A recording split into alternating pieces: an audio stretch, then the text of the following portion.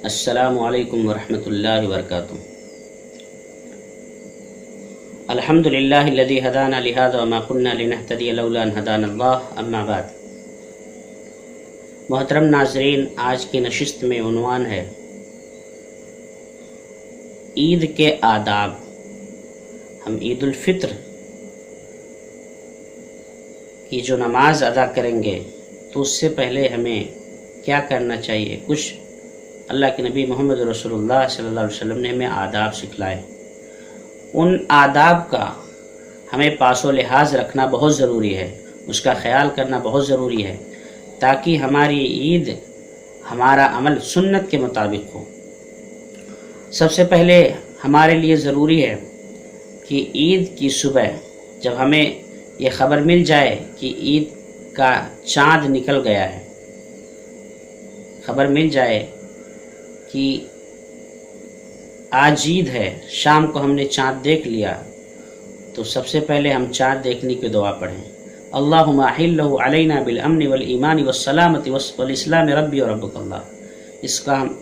اس کو ہم پڑھیں، پھر مبارکباد پیش کریں، تقبل اللہ منا ومنکم الاعمال الصالحہ۔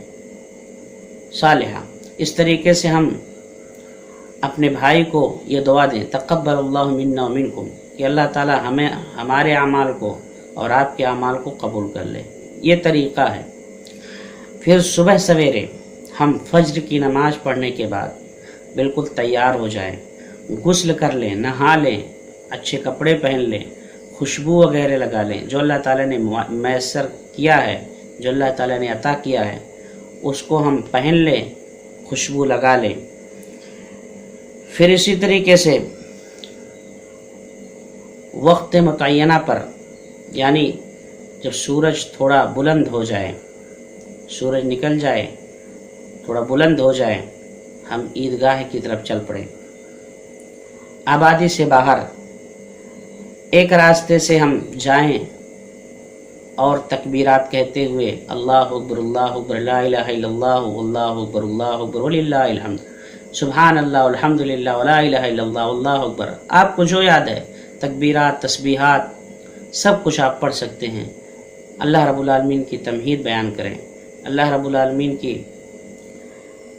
تحمید بیان کریں، اللہ رب العالمین کی کبریائی و بڑائی بیان کریں، سبحان اللہ، استغفر اللہ، الحمدللہ آپ کہیں، اللہ اکبر لا الہ الا اللہ اللہ اکبر وللہ الحمد، اس کو پڑھیں۔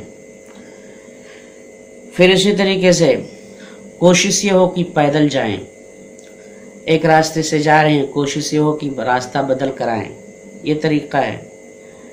عیدگاہ جانے سے پہلے ہمارے لیے ضروری ہے کہ کچھ کھا پی لیں، کچھ کھجور کھا لیں۔ کھجور کھانا یہ سنت ہے، نہیں ہے میٹھی چیز آپ کھا لیں، سویاں کھا لیں۔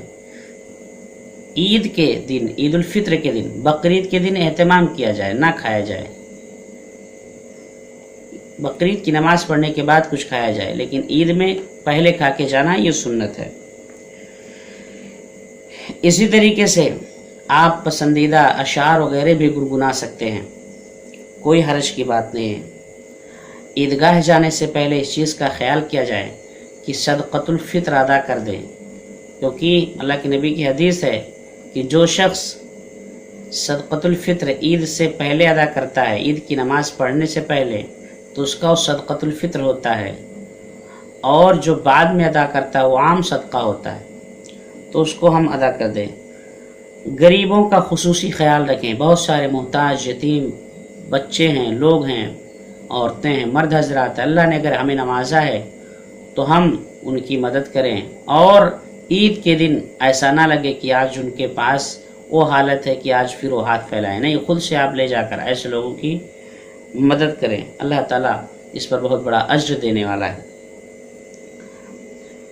نبی صلی اللہ علیہ وسلم کا یہ طریقہ تھا کہ نبی صلی اللہ علیہ وسلم عید کے دن بہترین لباس پہنتے تھے، غسل کر کے بہت بہترین عمدہ لباس پہنتے تھے۔ تو اللہ تعالیٰ نے ہمیں جو میسر کیا ہے، اس لاک ڈاؤن میں چونکہ ہم شاپنگ نہیں کر سکتے، خریداری نہیں کر سکتے، ہمارے سامنے مسئلہ ہے، معلوم نہیں کتنے دنوں تو یہ مسئلہ چلتا رہے گا، تو ہم اپنے پیسوں کو بچا کے رکھیں گے، غریبوں کی مدد کریں گے تو اس کا اور اجر ہے۔ ہمارے پاس جو اچھے کپڑے ہوں اس کا انتخاب کر لیں، اس کو ہم دھل کر اچھے طریقے سے رکھ لیں، اس کو ہم عید کے دن پہنیں۔ کیونکہ عید کے دن اچھا کپڑا پہننا ہی بہتر ہے۔ رسول اللہ صلی اللہ علیہ وسلم اچھا کپڑا پہنتے تھے۔